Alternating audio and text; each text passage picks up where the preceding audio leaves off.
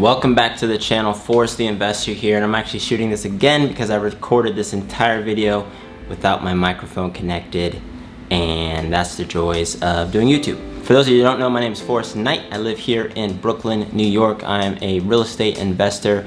My day job is in corporate sales, but on the side I am building a business with a few other partners investing in real estate, specifically multifamily real estate, buying apartment buildings, improving them, and the such.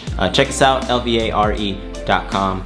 Would love for you to join our family. So today's video is an important one, and we're talking about the National Multifamily Housing Council's latest report on rent payments, or I should say their update on the reduction in current rent payments, but I'll just jump into the article now. Right, so the National Multifamily Housing Council rent payment tracker found 76.4% of apartment households made a full or partial rent payment by September 6th in its survey of 11.4 million units of professionally managed apartment units across the country. That is a lot of units. This is a 4.8 percentage point or 552,796 household decrease from the share who paid through September 6, 2019. So that is a little over 500,000 less people who did not pay rent in September versus August 6, 2020. These data encompass a wide variety of market rate rental properties across the United States, which can vary by size, type, and average rental price. So that right there, I think it's important to talk about, what this means for us as multifamily investors.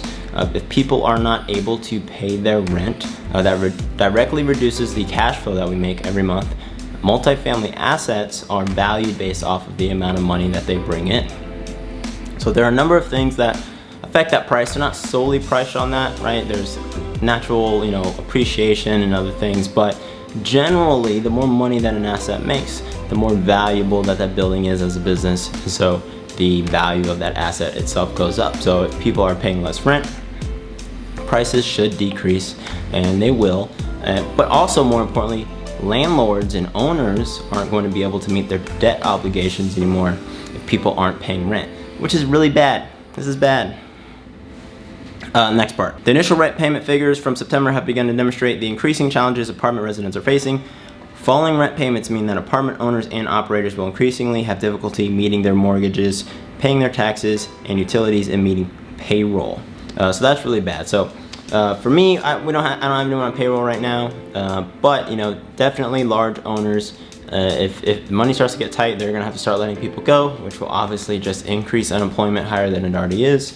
Those people aren't gonna be able to pay their rent, and the whole problem just exacerbates. But let's take a step back even just from there and just talk about not being able to pay their mortgages. Right, so if landlords can't pay their mortgages, that is another, really, I'd say, lever that is going to start driving prices down, right? These landlords are going to start selling, and if you have enough people selling in the market, that creates sell side pressure, which reduces the prices because now there is more availability of assets, right?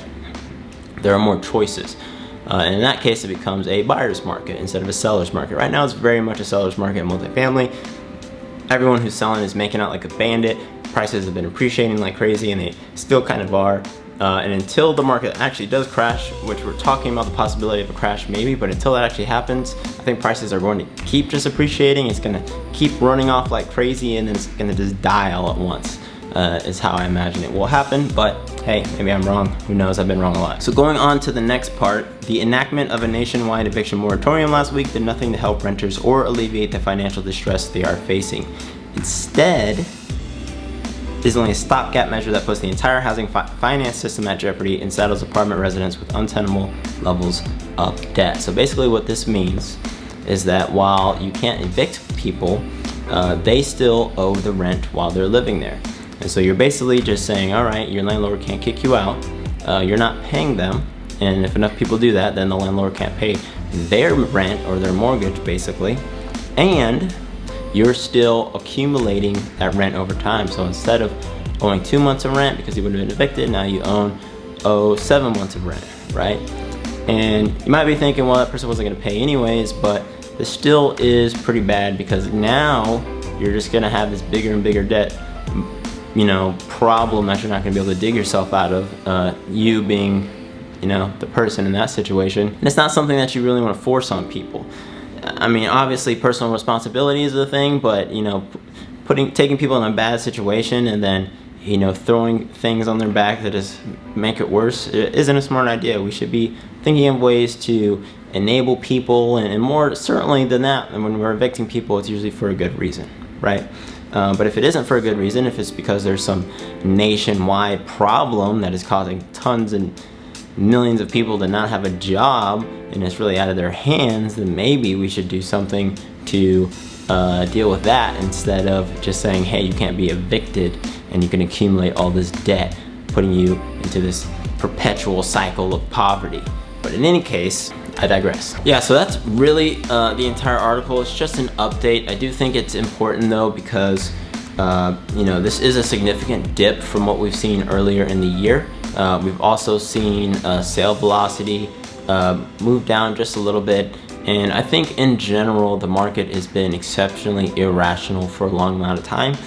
There's no time limit on how long a market can be irrational, but that's almost always followed by some type of crash, right? Something bad is going to happen either soon or in the near future, related to, you know, I think housing prices, and that they're going to crash, right? So what does that mean for us as real estate investors? I don't know why I'm doing this with my hand. Obviously, if things crash and you have cash, then you can buy that stuff during the crash cash. Anyways, so that could be good. That could be a good situation, right? Prices fall, you have cash on the sidelines, you go buy, you increase your portfolio. That's great. The flip side of that, of course, though, is that everybody who is part of the crash, you have a lot of people in a lot of painful situations, and that's not good either. So I would like to avoid a crash if possible. That can be long-term negative ramifications to certain types of crashes, right? There are plenty of examples around the world of economies that don't recover. So we should not assume that everything's always going to bounce back magically because it has in the past. But in general, if you as an individual can save up cash, or find a team of people and all save up cash and be ready to execute on something together, that's probably the best thing that you can do right now. Certainly what I'm doing is trying to save up some cash, find ways to generate more cash, just to be flexible, you know, be ready for any type of, you know, economic slowdown, crash, but also so that I can jump on, you know, future business opportunities. Yeah, so that's it for this video. Again, that resource was the National Multifamily Housing Council. I will put the link down in the description of this video. Please, if you have not noticed yet, right below my finger is a like button. Please press it, and then to the right, kind of in this direction, probably if you're on desktop, is a subscribe button. Hit that as well. I highly appreciate it. Share this with your friends. If there are certain topics you want me to talk about, let me know down in the comments. I appreciate it. But until then, Forrest Night out.